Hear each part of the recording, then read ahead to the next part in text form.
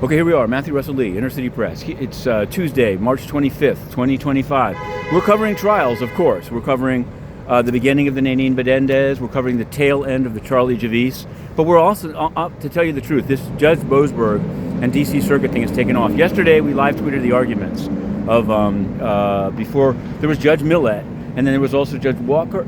It was basically, instead of there being a single judge, you had these two different views grilling Mr. Ensign and Mr. Gallant.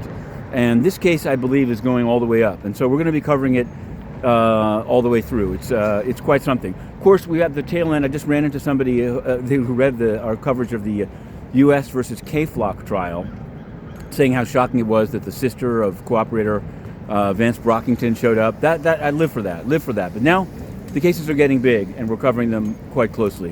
What else can we say? Oh, on the Diddy docket, we've been not dormant. Of course, the criminal trial is coming, but on the civil side of Diddy, yesterday, Lil Rod Jones, his case survived. There was a motion to dismiss all of it, and the sex abuse charges remain. And in fact, now they have to be sure to serve Justin, I guess it is, and Cuba Gooding Jr. So Lil Rod lives, and we're covering all the cases, criminal, civil, the whole 9 yards. We're also covering the United Nations, and I have to say, it's shocking to me how the questions that are asked are not the questions that are out in the world. There's just basically propaganda. The UN could hardly write questions it would like better than the ones that are asked in that briefing room. And so we've applied to re-enter, and we intend to re-enter. And this is the litmus test 2025. This is late March.